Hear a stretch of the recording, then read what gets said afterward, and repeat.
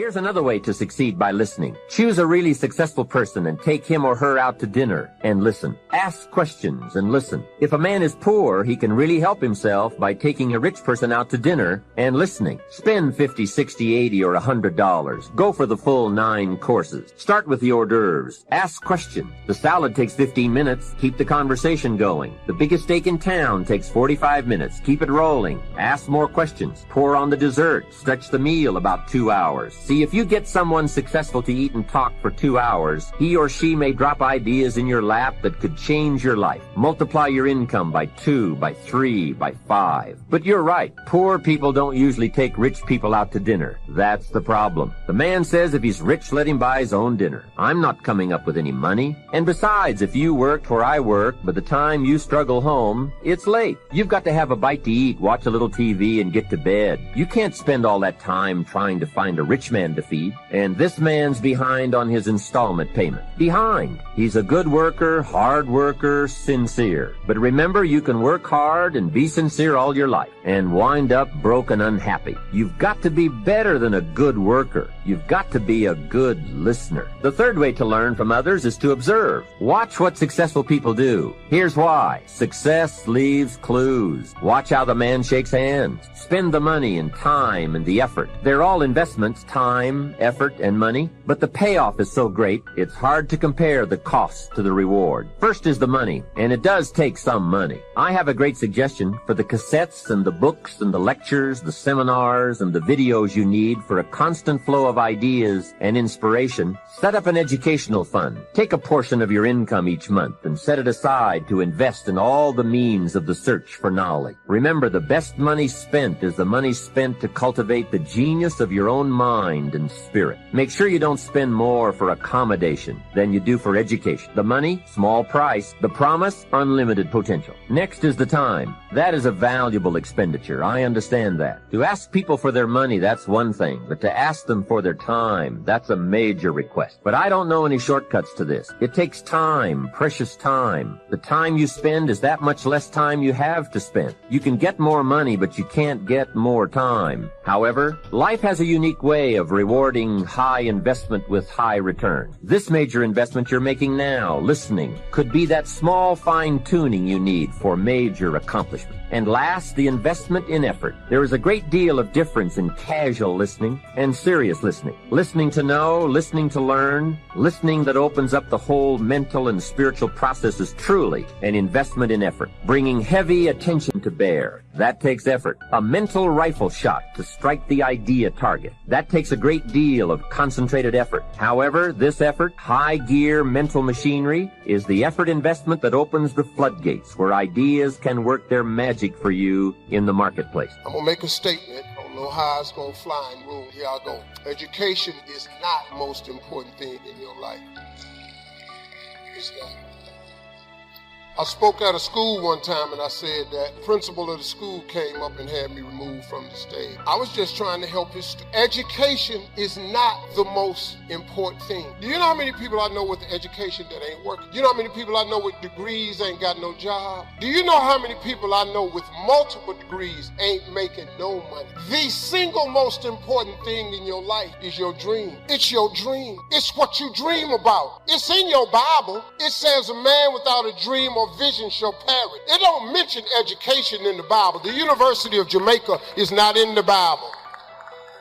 Harvard is not in the Bible. The Bible says a man without a dream or vision shall perish. If you got no dream, if you got no vision, you're sunk. You're done. I'm sorry. I'm just giving you the basics of how to be successful. This is how I got here. 1968, came off school off of a summer vacation. I'm 10 years old. The assignment the teacher had was everybody in the school class, write your name on a piece of paper and what you want to be when you grow up. I wrote on my paper, I want to be on TV. That's what I wrote. That lady said, turn in your paper. She went around the room, called everybody's name up. You had to stand while she read your paper. She read off everybody's name. She saved me for last. She said, little Stevie, come to the front. I'm thinking, okay, this is it. I ain't never had a gold star in school in my life. I've never been recognized for academic achievements in my life. I've never got an award of any kind in my life. Here I come. come little Stevie coming to the front. But I was poor. I had to wear my brother's clothes because I didn't have a comfortable beginning. I wasn't weaned.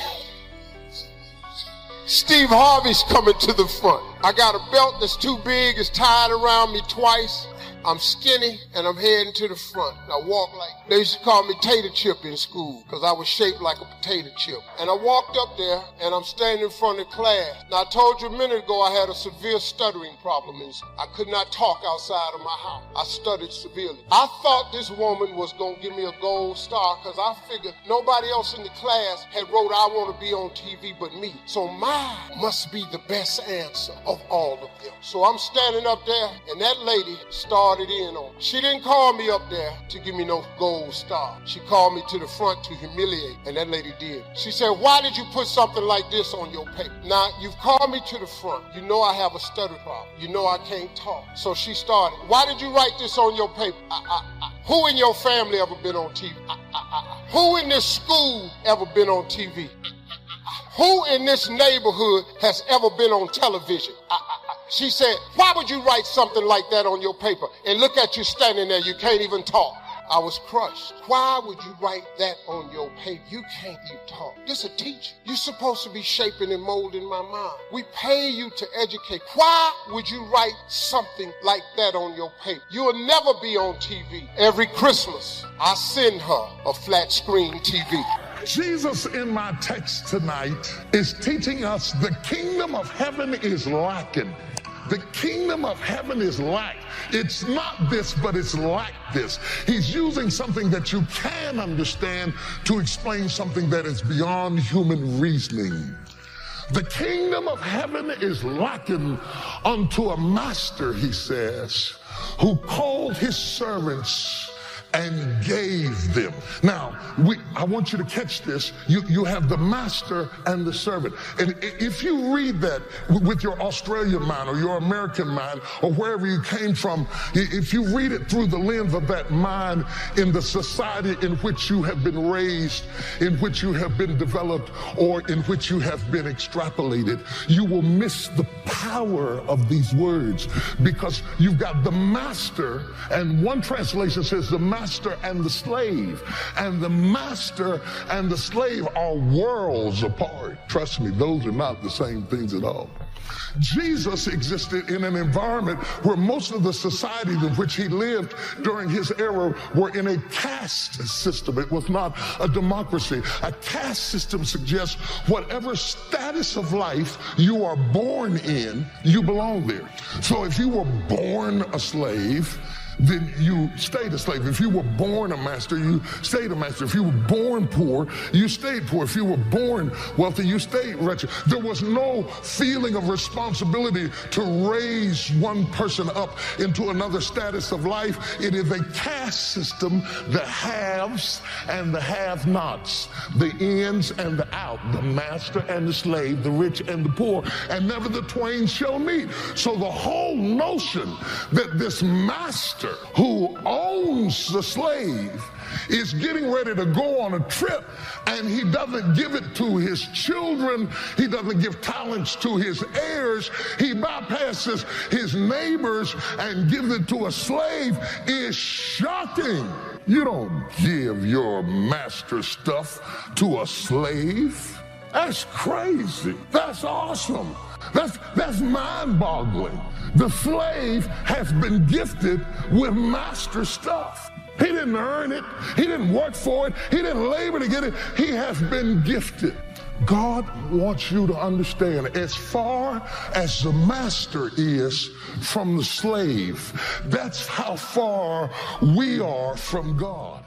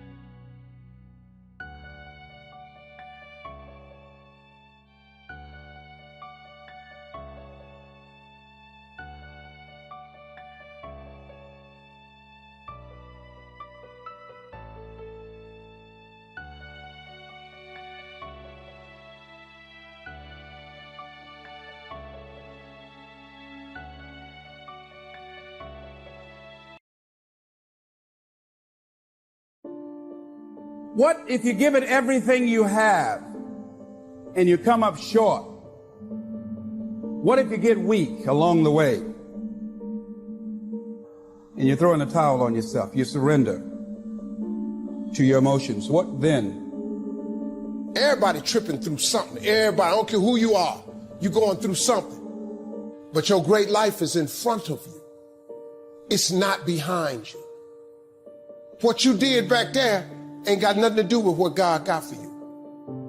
What you did back there was learn the lessons to get you to where you are at this particular moment right here.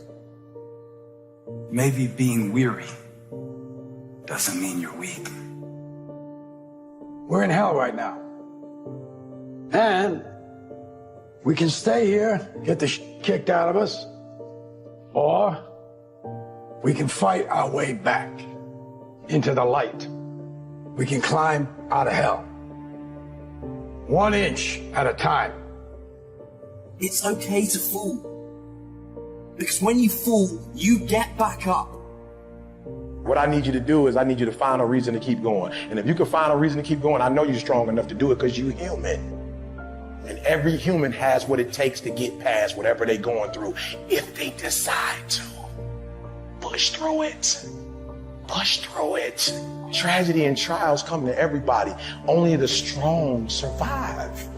Listen to me very closely. Y'all running from obstacles when in fact it's the obstacle that's going to take you to the next level. Like y'all running from pain. Y'all running from challenges. You telling me how difficult your life is. Do you understand it is the difficulty that's going to prepare you and take you to that next level? You ready to quit? You ready to give up? You ready to give in? You ready to tell me what's not working? Who doing this? What's wrong? If you're not ready to get up every day and start all over again like nothing happened yesterday. Phenomenally skilled is cute, but it is a phenomenal will that says every time I get knocked down, I will get back up and I will succeed. I will not surrender. As you go through the challenges of life and you look at it and embrace whatever comes to you, don't run from it. Step toward it. Don't try and duck it like most people do. See, most people want it easy.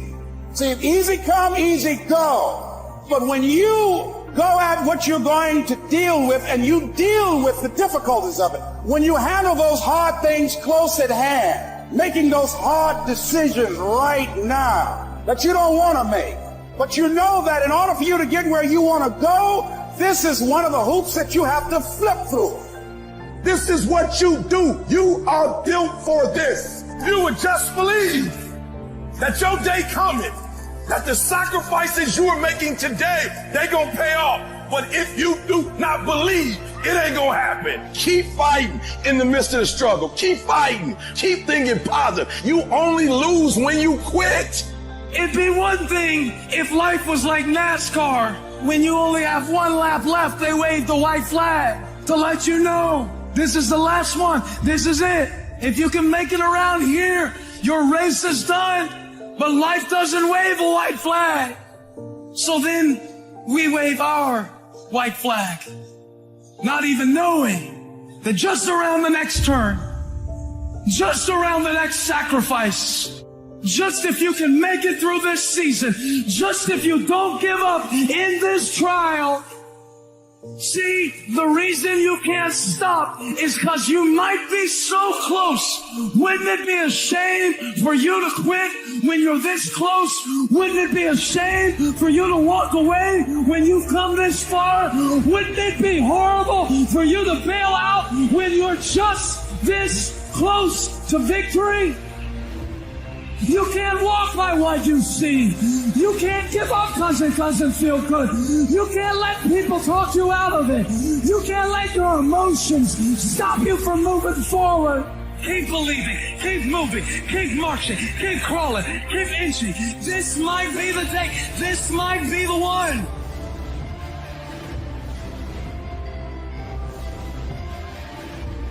What you're going through right now is a discovery moment. It is a discovery moment. The stage you're at, the age you're at, the burdens you bear. These are discovery moments. Not moments where you discover how bad life is, but rather how strongly you have been created. In mating seasons, the males fight. The younger male lions fight for the right to breed with the lioness.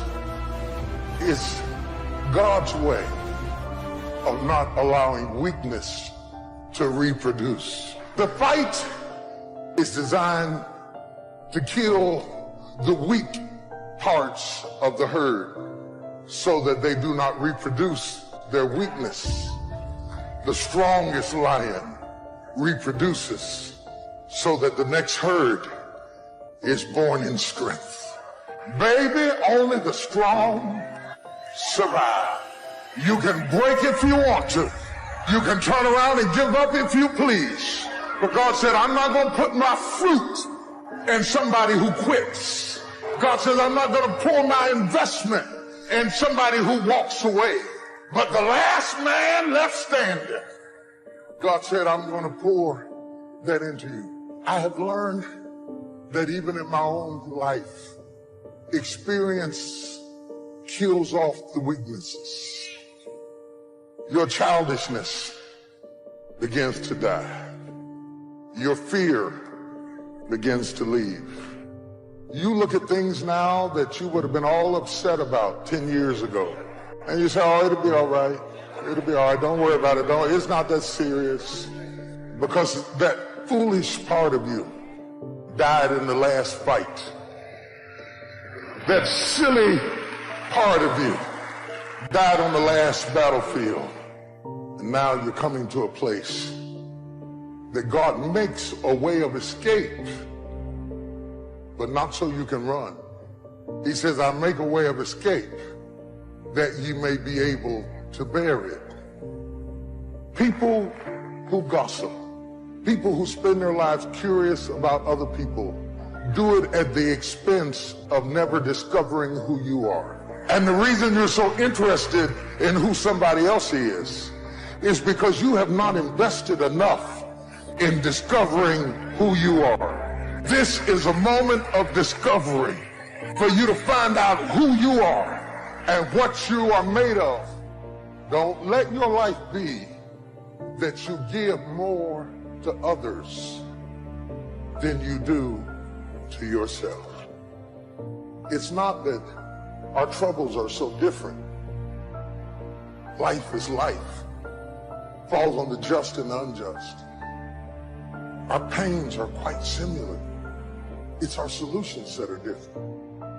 It's not what happens that determines the major part of your future. It's not what happens. What happens, happens to us all. The key is what you do about it. It's not what happens, it's what you do about it. You will start that process of change. Do something different the next 90 days than you did the last 90 days.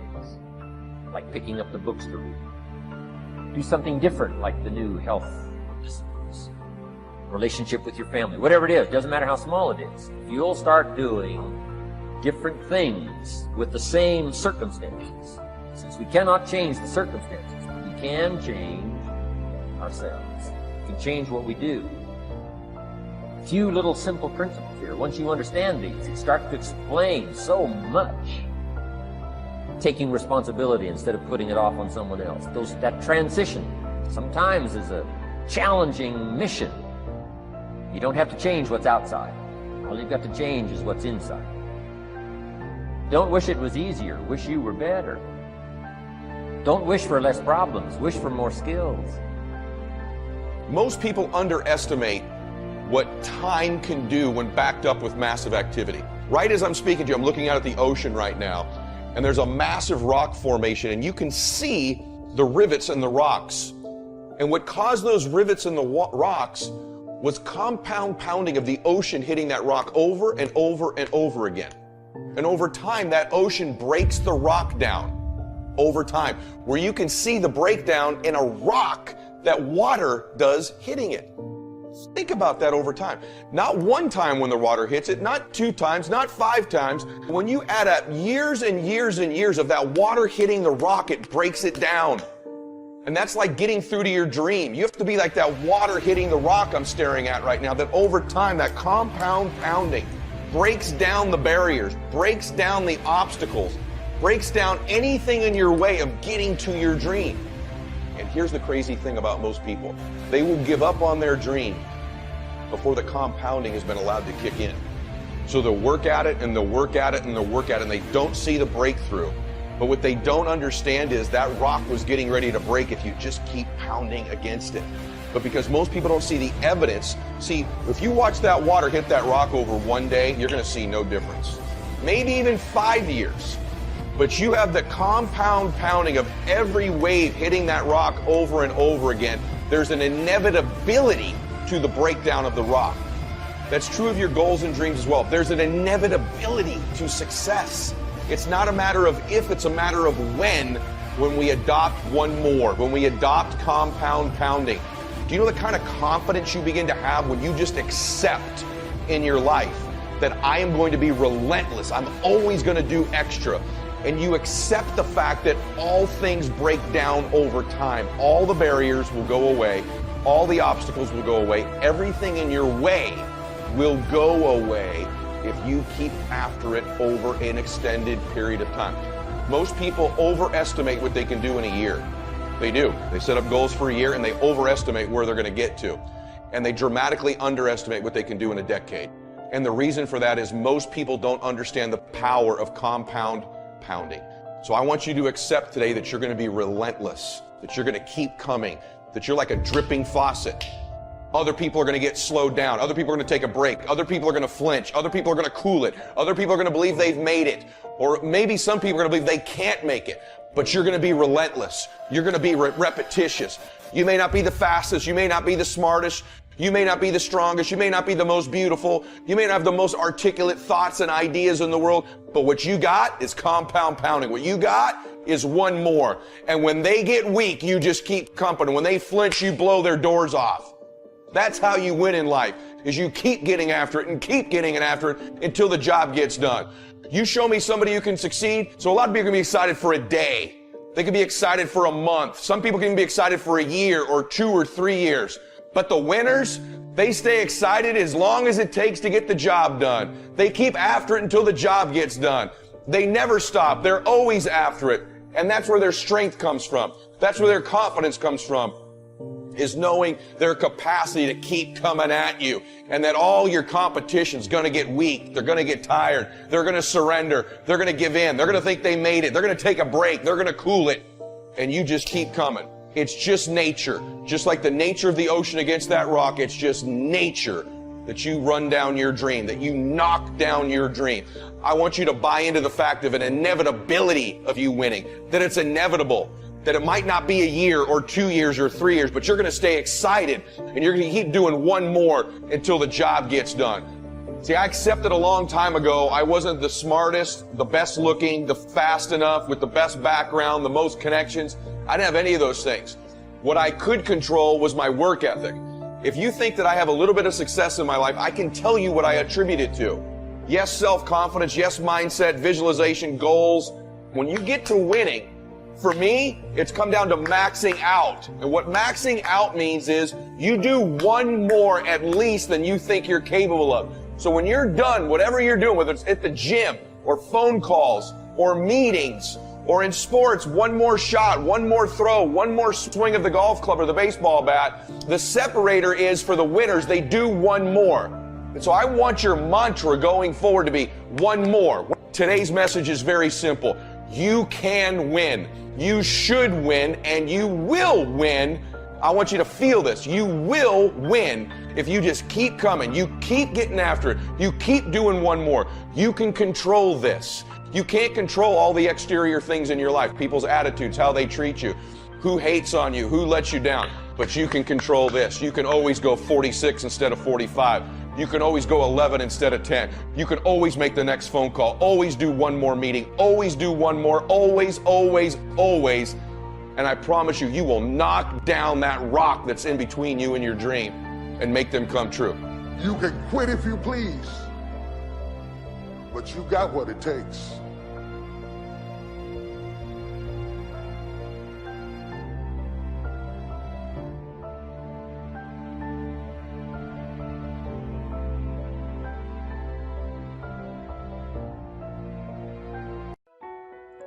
And what I know is that when you are excellent, you become unforgettable. People remember you. You stand out. Regardless of what it is, you become an unforgettable woman.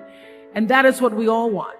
We want to be unforgettable and not forgettable. So doing the right thing, even when nobody knows you're doing the right thing, will always bring the right thing to you.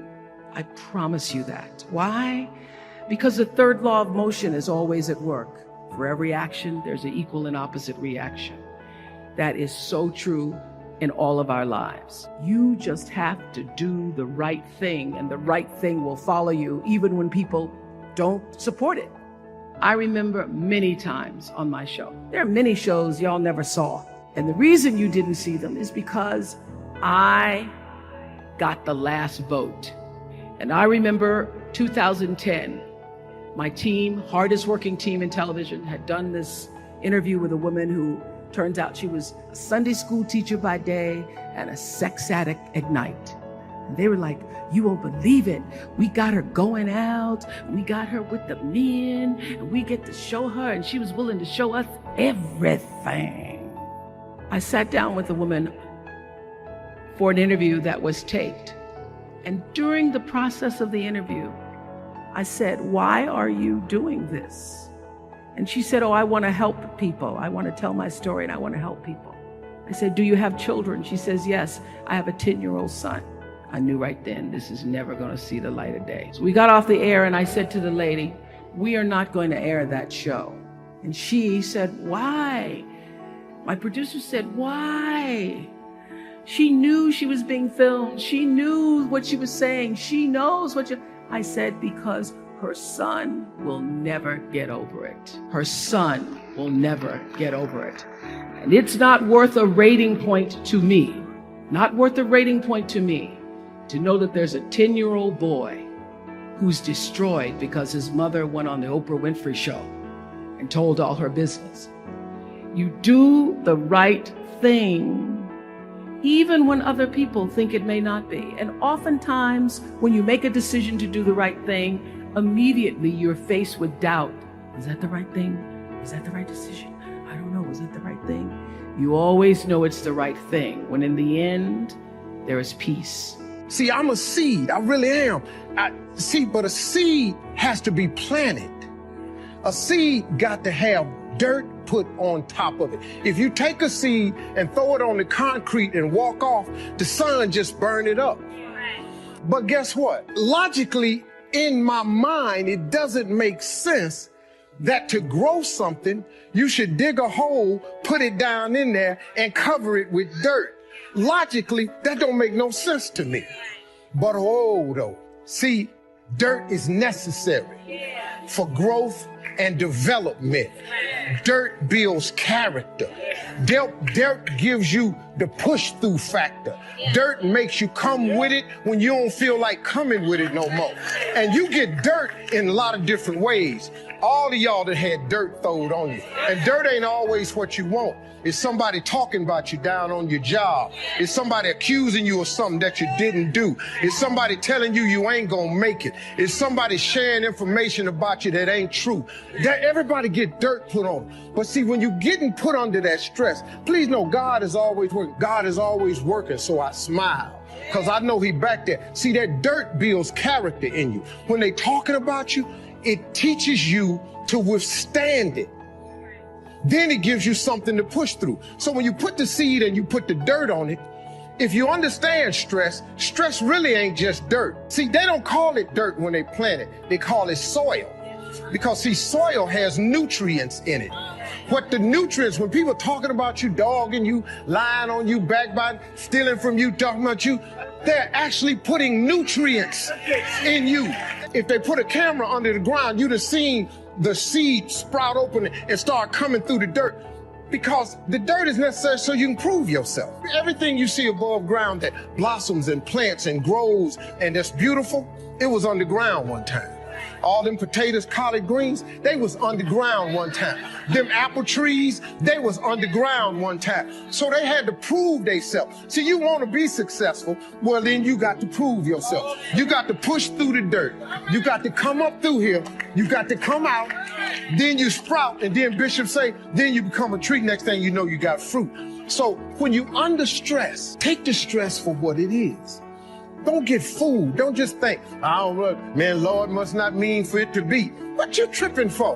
What you talking about? How you think you gonna be a plant, a tree, a flower, a bush, and ain't no stress? How you gonna get to be that without no dirt? I expect people to talk about me. Matter of fact, I look forward to it now. They get sick thinking about going. Because, see, when you go to a job and you already know how far you can go, you can already see that proverbial glass ceiling. See, when you're going someplace and you already know how much you're going to make, you already know how far you can go, you're in a dead-end position. It erodes your self-esteem. It lowers your sense of yourself. It creates an inner turmoil. It creates an emptiness in you. So I say that your life is worth finding what it is that you're supposed to do. And I'm not saying quit your job. I'm saying find it and do just a little bit of it. Just start working at it just a little bit, but do find out what your work is and hold on to it and don't let your dream go. Don't let it go. See, and here's something else I want you to begin to look at. Why is it that most people don't pursue their dreams or don't do better than what they're doing if they're capable of doing it? I think that many of us don't go the next step because we don't know what to do yet. And I say that the reason that we don't even explore the possibility of what to do is because subconsciously we don't believe that it can happen for us and we don't believe that we deserve it. So here's what I'm suggesting. How much time do you spend working on you? How much time do you spend every day working on your dream? In the last 90 days, how many books have you read? In the last year, what new skill or knowledge have you acquired? What kind of investment have you made in you? So I'm saying that as you begin to look at where you want to go, if you want to make it today, and things are changing so fast, you have to literally run to stand still. I'm saying that you've got to make some conscious effort to begin to work to develop you. Here's something else. Most people are not living their dreams because of fear, ladies and gentlemen. Fear, limited vision, and lack of self-esteem is what keep most people doing things they don't want to do. The same reason that people stay in relationships where they're abused or they're unhappy or it's unfulfilling. They can't see themselves beyond that relationship. They can't see themselves enjoying life without that person. They think that this is all that they can do. The same reason that people get stuck at a certain level in life. They can't see things being better for them. And they think that this is it and this is all they deserve. This is all they've ever seen. It's been passed on to them. And they think that this is it for them.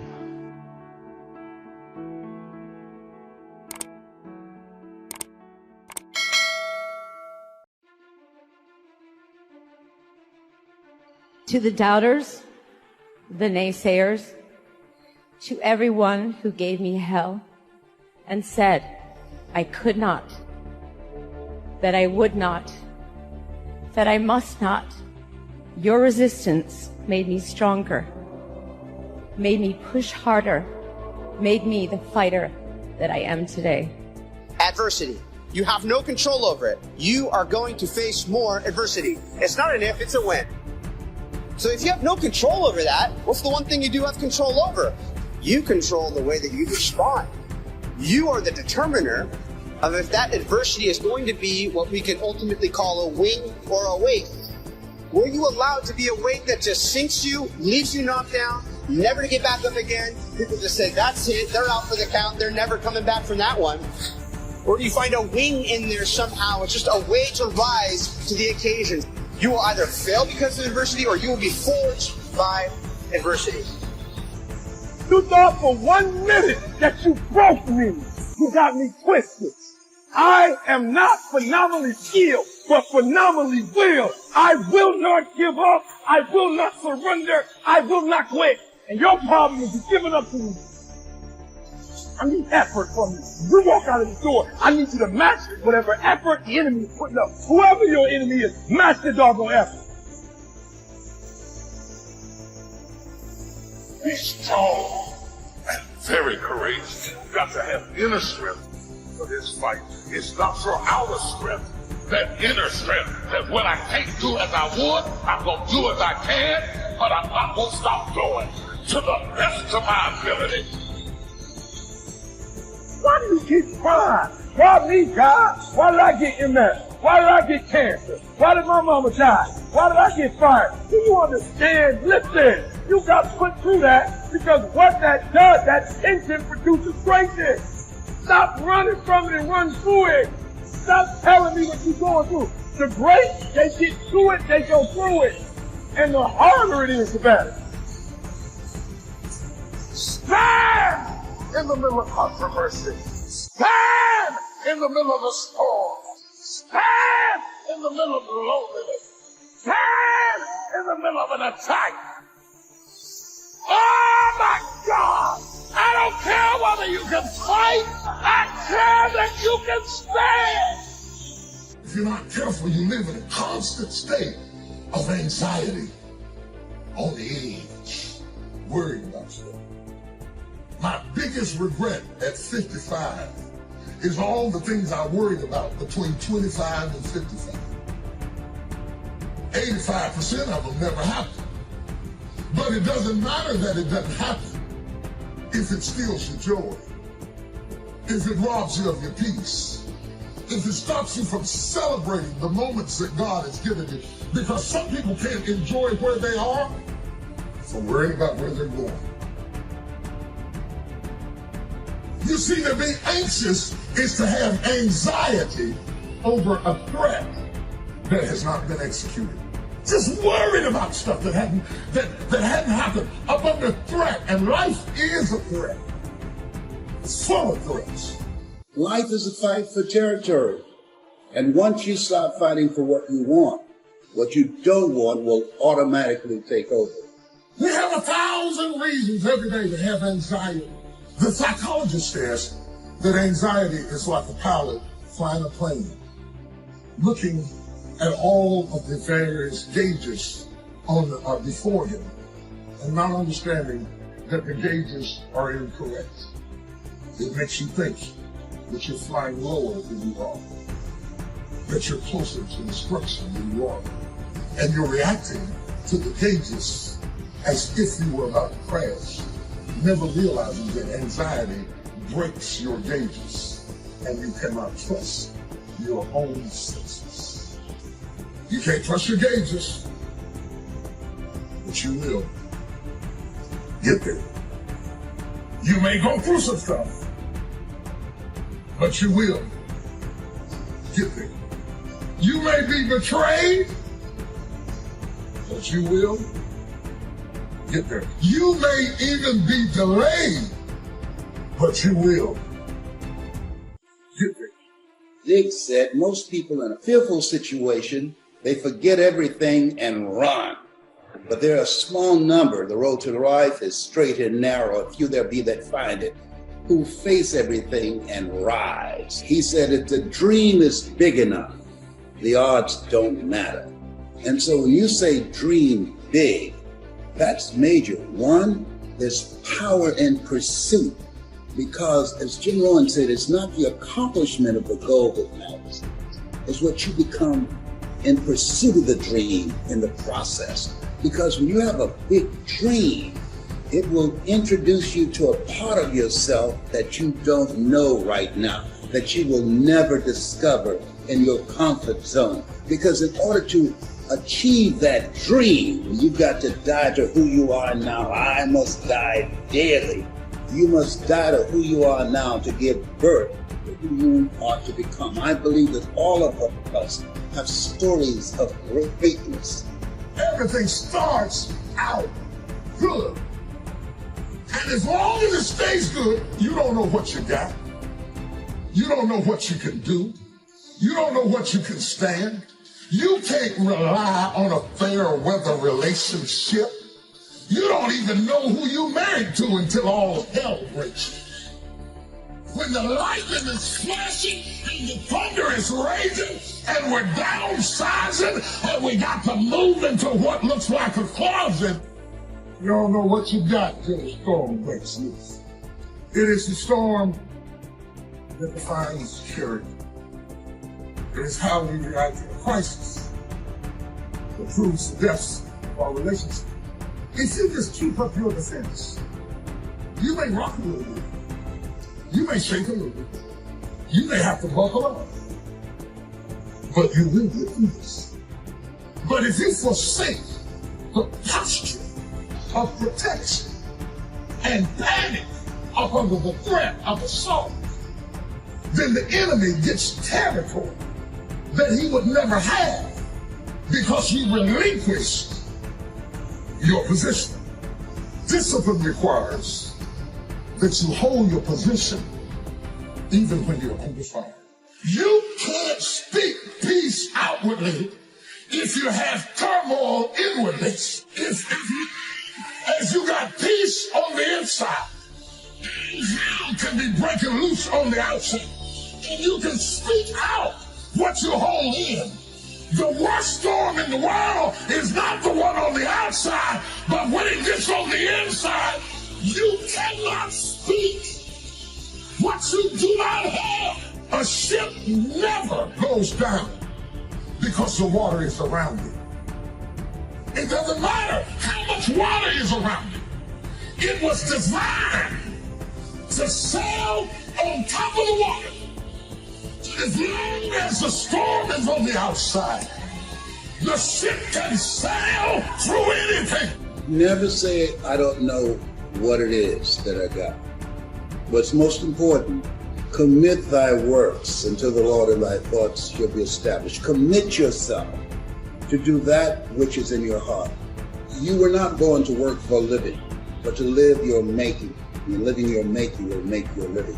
You get paid to work on a job. That's what we get paid for. But your calling is something you're made for. What is it that you would do free? Something that you love it so much, you do it for free, and you do it so well that people will pay you to do it. That's your dream. That's your superpower. And do that, because if it's something that resonates with you, it's something that's in your heart. Where your heart is, there your treasure is also.